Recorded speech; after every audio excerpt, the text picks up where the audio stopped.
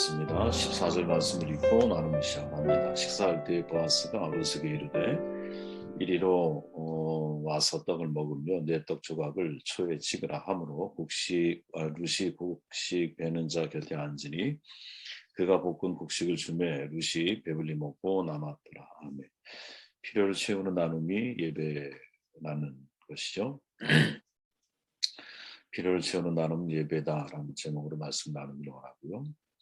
어제 말씀을 다시 한번 돌아보면 룻은 이제 마음의 바닥을 경험한 사람, 이제 심령이 가난한 그런 사람이 정말 천국을 소유하는 사람이 아니겠나. 주님이 하신 말씀이지만 이 말씀이 위에 삶이 되기를 바라고, 가난한 마음이 뭘까? 자기 한계를 절감해서 하나님의 은혜를 바라보게 하는 마음이죠. 하나님이 없으면 살 수 없음을 깨닫는 마음이에요. 재물이 하나님의 자리를 차지할 수 있는 이유는 재물이 많으면 하나님이 필요하지 않는 사람이 되기 쉽거든요. 왜? 내가 다 해결할 수 있잖아요. 그죠?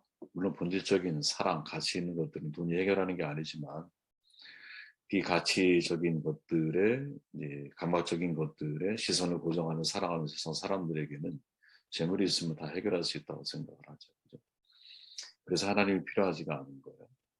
보아스는 룻을 자신의 식탁에 또 함께하게 하죠. 가장 힘든 순간 룻이 나오미를 선택하고 함께했던 것처럼 보아스 역시 룻을 이방 여인인데 자기의 식탁에 초대를 합니다. 죄인과 함께하는 것과 마찬가지거든요. 그런 함께함을 보여주고 있죠. 함께함이 사랑이라는 거예요.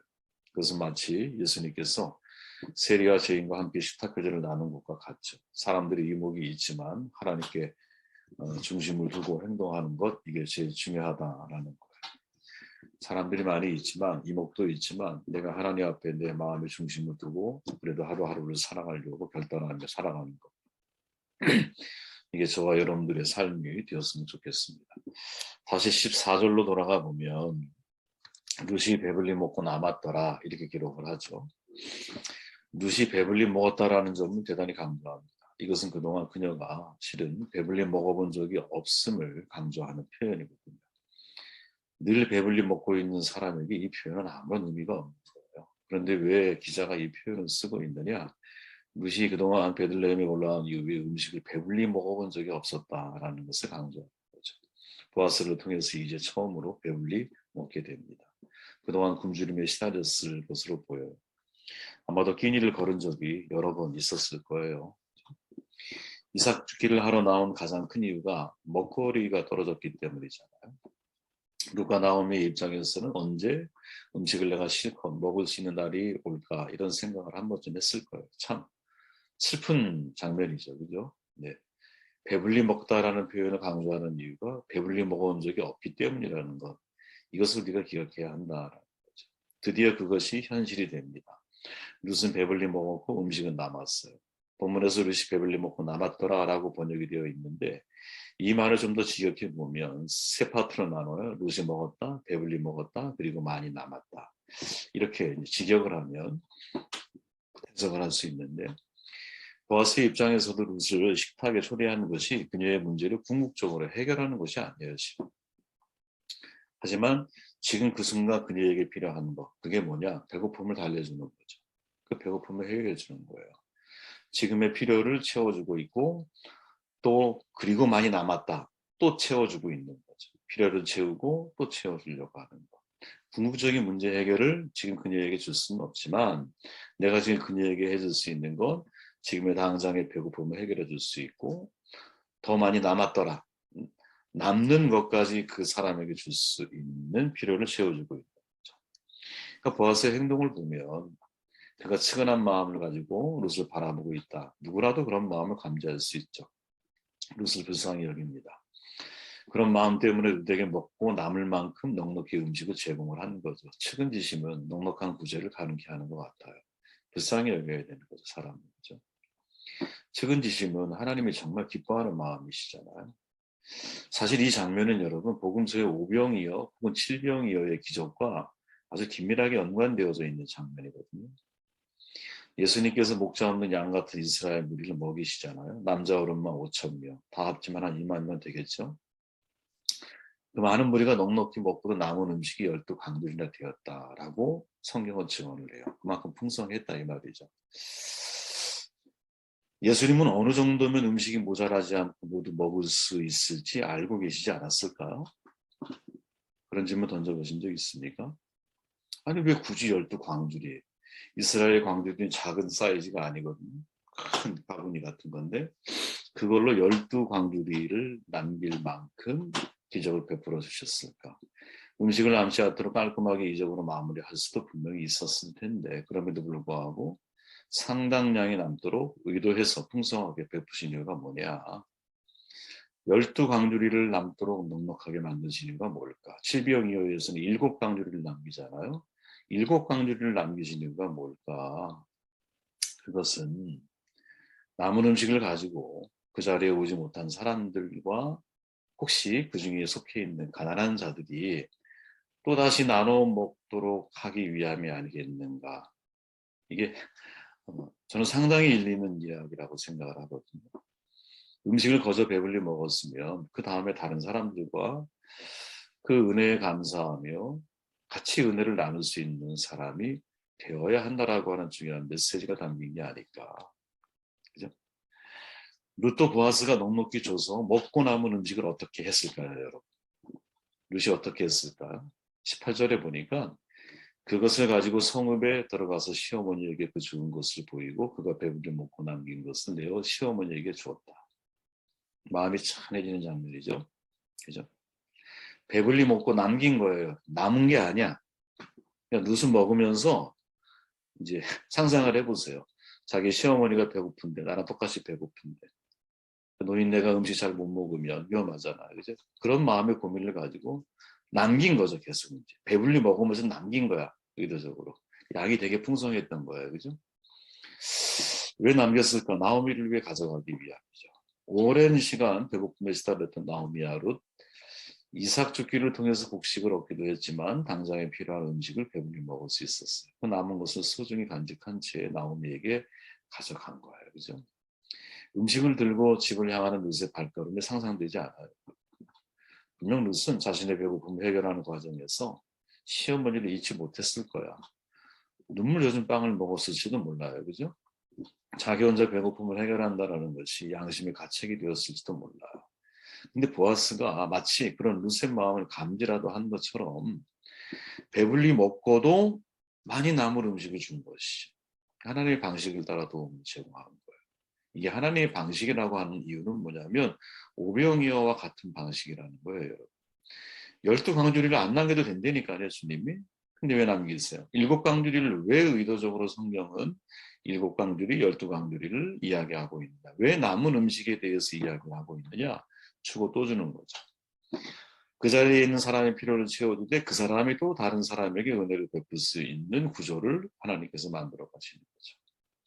레위기에 여러분 5가지 제사법이 소개되잖아요. 레위기 우리가 나갔을 때 번제 다 태워서 바치는 거예요. 소제, 속죄제, 속건제 하나님께 바쳐지는 부분을 제외하고는 나머지들은 제사장들에게 돌아가. 근데 화목제는 달랐어요. 화목제는 기름을 하나님 앞에 태우고 제사장 몫으로 정해져 있는 일부분, 예를 들어 제물의 가슴, 오른쪽 뒷다리를 제외한 모든 것들은 제물을 바치는 사람과 주변 이웃 사람들과 함께 나눠 먹어야 돼. 그래서 화목제인 거야. 그렇죠? 잔치인 거예요. 화목제에는 감사제, 서원제, 자원제가 있어. 그죠? 감사는 하나님의 은혜 감사할 때, 서원할 때는 서원의 예물을 바칠 때, 자원은 낙헌제라고 그러죠. 자발적으로 드리는 제사예요. 그죠? 그러니까 어떤 경우에라도 제물을 함께 나눠 먹는 것은 마찬가지야. 감사, 서원, 자원 모든 제사가 결국 마지막에 어떻게 해야 돼? 제물을 함께 나눠 먹어야 돼. 나눔의 원칙이 있죠. 감사제는 하루를 넘기면 안 돼. 서원제, 자원제는 이틀까지 가능해요. 사흘째 남았어. 그럼 다 불태워야 돼. 불태우지 않으면 무효 처리가 되는 거예요. 그죠? 왜 하나님은 이런 법칙을 세우셨을까? 이유는 간단하죠. 이 법칙이 없다면 인간은 절대로 다른 사람과 나누기가 쉽지 않을 것이기 때문이죠. 신앙인은 우리에게 여러분 이것을 의무라는 거죠. 왜 우리는 하나님이 우리에게 예배 방법을 제시해 주시는 거니까. 사람들은 쌓아놓고 썩는 한이 있어도 혼자 먹으려고 들어요. 그죠? 그, 그 목사님 있잖아요. 그 거지 예수. 그분이 그러잖아요. 부자가 준 음식은 꼭 삶아 먹어야 돼. 끓여 먹어야 돼. 왜? 그들은 썩은 음식을 줘. 가난한 사람이 준 음식은 그냥 바로 먹어도 아무 탈이 나지 않아. 왜? 그들은 음식을 쌓아두는 사람이 아니거든. 가난하잖아. 그러니까 자기들이 먹는 음식을 나누는 거야. 우리가 그렇다라는 거죠. 그렇게 나눌 수 있어야 한다는 거죠. 그죠? 보통 여러분 소 한 마리 잡으면 대개 1,300근에서 1,500근 정도가 나간다 그래요. 제사장 몫을 주고 나서도 여러분 엄청난 고기가 남거든요. 사람이 한 끼 먹어야 얼마나 먹겠어요? 한 근 먹을 수 있을까요? 쉽지 않죠, 그죠? 근데 이거를 하루 이틀 만에 다 나눠야 돼. 그러니까 내가 알고 있는 사람들에게만 주면 해결이 안 될 수 있다는 거죠. 그래서 내가 알고 있는 사람, 전혀 나와 상관이 없는 이웃들, 가난한 사람들, 길거리에 지나가는 사람들, 이런 사람들에게까지도 이것을 나누어 주어야만이 이게 하루나 혹은 이틀 만에 해결이 되는 거지. 그죠? 아무리 더운 지방이잖아, 또 이랬다면. 상하기 쉽잖아요. 그죠? 그걸 뭐 훈제를 만들 거 뭐를 할 거야. 생으로 잡아서 죽인 고기를 나눠줘야 되거든요. 하루나 이틀 사이에. 그렇게 이것은 하나님께서 의도적으로 만들어 놓으신 화목의 제사인 거죠. 나눔 속에 화목이 있는 거죠. 그죠? 그리고 예배는 반드시 화목으로 마무리되어져야 한다라고 하는 중요한 메시지를 담고 있는 거죠. 화목을 거두어내는 예배, 이게 신령과 진정으로 드리는 예배인 거야. 그죠? 예배를 드리고 나서 그 예배 이후의 나눔과 화목이 일구어내지 못한다. 그런 삶이 연결이 안 된다. 그럼 도대체 누구를 위한 예배이고 무엇을 위한 예배인가? 이것을 질문해야 한다는 거죠. 상대의 필요를 해결해주고 나아가 주변 사람들까지 그 사람이 돌보게 할 수 있는 나눔. 이게 하나님 앞에서는 예배인 거죠. 하나님이 기뻐하시는 일이죠. 저는 그냥 보이지 않는 곳에서 여러분들 이런 삶을 살고 있다고 봐요. 저도 역시. 그런데 그것이 그러니까 나의 나눔이 이게 예배일 수 있구나 하는 것을 여러분들의 마음에 깊이 간직하고 사셨으면 좋겠어요. 그건 예배입니다, 여러분. 나누는 것은. 이사야가 말하잖아요. 나의 기뻐하는 금식은 눈으로 한번 따라와 보세요. 금식은 흉악의 결박을 풀어주며 멍에의 줄을 끌어주며 압제당하는 자를 자유케 하며 모든 멍에를 걷는 것이 아니겠는데 또 줄인 자에게 내 식물을 나눠주며 유리하는 빈민을 내 집에 들이며 벗은 자를 보면 입히고 내 굴육을 피하여 스스로 숨지 아니하는 것이 아니겠느냐. 그리하면 내 빛이 아침같이 비칠 것이요 내 치료가 급속할 것이며 내 의가 내 앞에 행하고 여호와의 영광이 내 뒤에 호위하리니 내가 부를 때에 나 여호와가 응답하겠고 내가 부르짖을 때에는 말하기를 내가 여기 있다 하리라. 아멘. 부르짖으면 하나님이 응답하시지. 어떤 사람이 그 속의 내용 중에 줄인 자에게 내 식물을 나눠주고 위하는 빈민을 내 집에 들이며 벗은 자를 입히는 사람. 그죠? 나의 기뻐하는 금식의 자리에 여러분 예배라고 바꿔도 의미가 전혀 손상되지 않아요. 하나님이 기뻐하는 예배는 뭐냐? 이렇게 우리는 이 말씀을 읽어낼 수 있다라는 거죠. 그렇기에 사실은 이 보아스라고 하는 사람이 야 음식을 주되 많이 남았다라고 하는 이 표현은 오병이어 사건, 칠병이어 사건과 연관시켜서 사실 이해하는 게 제가 볼 때 자연스러운 거예요. 그게. 왜? 12강주리를 주님이 남기신 이유가 없어요. 근데 왜 남기셨을까? 라는 질문을 던져보면 그 사람들이 은혜를 받은 이후에 또 다른 은혜의 어떤 수혜자가 되고 이제는 뭐죠? 내가 베푸는 사람이 될 수 있는 기회를 한꺼번에 만들어 가시는 하나님의 귀한 섭리죠. 15절 말씀을 읽고 정돈할게요. 루시 이삭을 죽으러 일어날 때에 보아스가 자기 소년들에게 명령하여 이르되 그에게 곡식 단 사이에서 죽게 하고 책망하지 말며 또 그를 위하여 곡식 다발해서 조금씩 뽑아버려서 그에게 죽게 하고 꾸짖지 말라 하니라. 아멘. 베푼 것은 이제 잊어야 된다라는 거죠. 자, 식사를 마쳤어요. 루시 다시 일어나 죽으러 가요. 다른 일꾼들이 일을 시작하기 전에 먼저 일어났을 거예요. 추측해 보면 룻은 식사를 마치면서 보아스와 사람들에게 감사를 표현했겠죠. 그리고 계속 이삭 죽기를 하려고 하는 자신의 의도를 말했을 거예요. 식사 잘했습니다. 저는 이만 이삭 죽기를 하러 갈게요. 아마 이 정도 말을 하지 않았을까요? 그죠? 룻이 이삭 죽기라는 자신의 목적에서 한치도 벗어나지 않죠. 자기의 신분 처지를 잊지 않고 보아스가 친절하게 나를 대하니까 사실은 이렇게 나를 대하면 내가 필요 이상으로 상대에 대한 호의에 대한 기대감을 내가 갖기 마련이거든요. 사람은 참 이상해요. 상대가 나에게 호의를 베풀면 이상하게 더 큰 기대를 자꾸 갖게 돼요. 그죠? 주저하게 되고 자기의 본분을 잊게 되고 자기 일에 불성실하게 만드는 원인 제공이 되기도 하거든요. 그런데 이 룻은 오히려 식사하기 전에 먼저 일어나. 그죠? 식사 다른 사람이 마치기 전에 먼저 일어나. 그런 모습을 이제 보아스가 보고 나서 하는 명령이 15, 16절이라는 거예요. 뭐라고 말합니까? 야, 죽게 하되 책망하지 말아라. 먼저 이렇게 말을 해요. 책망하다, 모욕을 주지 말라는 뜻이에요. 곡식을 죽게 한 후 책망하지 말라. 이렇게 먼저 명령을 한 다음에 16절에 보면 이게 16절이 중요한 거예요. 왜? 내기 규정을 넘어선 파격적인 조치거든요. 뭐라고 말하냐면 그를 위하여 곡식을 위하여 곡식 다발에서 조금씩 뽑아버려서. 이해되시죠? 곡식을 묶었잖아. 다발에서 뽑아서 지금 버려. 그리고 죽게 하고 이제는 뭐 꾸짖지 마라. 이렇게 말하는데 꾸짖다라는 말은 이제 하인의 입장에서 놓고 볼 때 내가 스스로 화가 나가지고 열을 받는 상태예요. 왜 일꾼들이 스스로 화가 나서 열을 받을까요?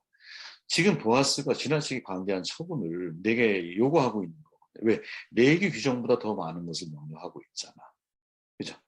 그러니까 불편하게 느껴질 수 있는 거예요. 그러니까 그것은 미리 보아스가 사단을 가져 꾸짖지 말아라. 너희 스스로 열받지 말아라. 너희 내 명령을 지켜라. 왜? 내가 주인이고 너희들은 하인이야. 이렇게 말하는 거죠. 여기서 보아스가 한 말, 뽑아버리라고 하는 말이 되게 의미심장한 말이에요. 이 말은 뭐냐면 여러분, 내가 무시 죽도록 던져준 것은 이미 내가 버린 것이니까 내 것이 아니야 라는 관점을 가지라는 거예요. 뽑아버리라는 말이. 그러니까 이 소년 하인들의 입장에서도 곡식은 결국 내 소유물이 아니야. 누가? 주인 보아스가 주라고 해서 명령하면 줘야 되는 거야. 왜? 주인은 보아스니까. 하인은 관리하는 일꾼에 지나지 않는 거예요. 그렇게 주인의 명령이 떨어지면 두말할 필요 없이 순종을 해야 돼. 도움을 주는 것이면 그것을 잊어버리라는 명령이죠. 왜? 모든 소유는 다 하나님의 것이니까. 그죠? 기억해야 할 중요한 말씀인 것 같아요. 그런 말이 있죠. 내가 남에게 베푼 공덕은 마음에 담아두지 말고 나의 잘못은 마음에 새겨 두십시오. 다른 사람이 나에게 베푼 은혜는 잊지 말고 남에 대한 원망은 잊어버리십시오. 최근 담에 실린 글귀인데 개인적으로 좋아하는 글귀입니다. 그렇지. 원수는 모래에다가 써야 되잖아. 그죠? 은혜는 바위에다 새겨야 되는 거죠. 그죠? 살면서 여러분 잊어야 할 것, 기억해야 할 것이 있다고 봐요. 다른 사람에게 친절을 베풀었으면 웬만하면 그냥 빨리빨리 잊어버리시는 게 좋은 것 같아요. 다른 사람에게 칭찬을 들었어요. 바로 잊어버리세요. 칭찬은 허상일 수 있거든요. 물론 진실한 칭찬이 있어요. 때에 맞는 칭찬도 있어요. 그러나 칭찬에 내가 너무 이렇게 뭐랄까 집착, 칭찬을 들으려고 애를 쓰고 인생을 살아가다 보면 자기의 삶의 중심을 놓칠 확률이 대단히 높거든요. 다른 사람이 험담하는 것을 들으면 웬만하면 바로 잊으세요. 저도 노력하려고 애를 많이 쓰는 부분이 이런 부분인데 누가 나한테 다른 사람에게 안 좋은 이야기를 저한테 하시잖아요. 그럼 빨리 잊어버리려고 애를 써요. 그리고 제가 느끼고 제가 본 사람, 그 사람에 대한 저의 믿음, 상대가 믿을 만해서 믿는 게 아니에요, 여러분. 내가 믿기로 작정했으니까 믿는 거지. 그죠? 상대는 항상 유다처럼 떠날 수 있고 대마처럼 세상을 나갈 수 있다라고 하는 것을 전제하고 사람들은 사랑해야 돼요.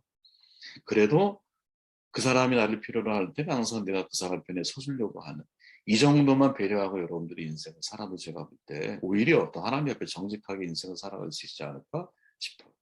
사소한 일, 사소한 비난 잊어버리세요. 반면에 다른 사람에게 내가 도움을 받았으면 여러분 아무리 작은 것이라도 그래도 기억하고 있어야 되죠.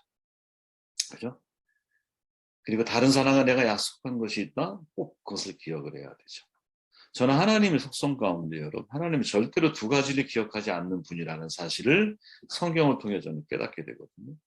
첫째는 뭐예요? 우리의 죄를 기억하지 않아요. 히브리 기자가 말하죠. 또 저희 죄와 저희 불법을 내가 다시 기억지 아니하리라 하셨으니 이것을 사하셨은즉 다시 죄를 위하여 제사 드릴 것이 없느니라. 아멘. 저는 이 말을 믿어요. 또 하나가 뭐냐? 하나님은 철저하게 베푸신 사랑을 기억하지 않는 분이라는 거예요. 그죠? 왜 이 말이 가능한지 아세요? 그냥 그럼에도 불구하고 우리를 사랑하시잖아요. 그죠? 바울의 표현처럼 내가 하나님과 원수 되었을 때, 내가 연약할 때, 죄인 되었을 때, 그때 하나님이 우리에 대한 사랑을 확증하신 거잖아요. 근데 내가 베푼 사랑을 기억하고 있다면 여러분, 그 사랑에 대해서 제대로 반응하지 못하는 상대로 인하여 나는 은혜의 문을 닫아버리거나 서운한 감정이 들거나, 그죠? 내가 베푼 은혜에 대한 보상 심리가 나를 괴롭게 만들 수 있거든요. 근데 하나님은 생각해 보세요. 은혜를 베푸시고 은혜의 배은망덕한 삶을 난 살아. 근데 또 하나님이 나에게 은혜를 줘. 난 또 배은망덕한 삶을 살아. 또 은혜를 줘. 도대체 이게 어떻게 가능한 걸까요? 은혜를 베푸신 것은 잊으시니까. 어제 내가 너에게 베푼 은혜를 다 잊어. 항상 아침에 예를 들어 우리가 눈을 떠서 하루를 살아갈 때, 오늘은 오늘의 은혜로 나를 하나님이 대하시려고 하는 거죠. 이게 주님의 마음이 아닐까? 주님의 마음처럼 여러분 상대의 잘못을 기억하지 않는 게 좋아요. 예? 여러분의 잘못을 기억하세요. 그냥 나의 잘못을. 하나님도 기억하지 않는 것을 왜 우리가 기억하려고 해야겠어? 그죠? 참 이게 인간의 한계인데 그래도 노력을 해야겠죠. 넘어서려고. 남에게 베푼 도움과 은혜는 빨리 잊는 게 좋아요. 나눔을 내가 잊지 못하면 나눔이 나눔으로 바뀔 수 있다니까. 아까 말씀드린 대로. 보아스가 하인들에게 명령하죠. 하인들은 반드시 주인의 명령을 따라야 해요. 하나님을 주인으로 모신 사람 청지기 의식을 가지고 살아야 되잖아요. 청지기는 주님이 맡기신 것들을 주님의 뜻을 따라 사용하는 사람이잖아요. 내 마음대로 사용하는 게 아니야. 주님의 마음을 따라 살아가는 사람이잖아. 그러면 주님의 마음이 기억해야 할 것과 잊어야 할 것에 대해서 당신의 삶을 통해 우리에게 증언하고 계신다면 우리 역시 기억해야 할 것과 잊어야 할 것을 나의 일처럼 따라 실천에 옮겨 나아가는 것이 청지기 보아스가 하인에게 명령했듯이 청지기인 우리가 선택해야 할 삶의 모습이 아닐까 하는 생각을 해보게 되었습니다.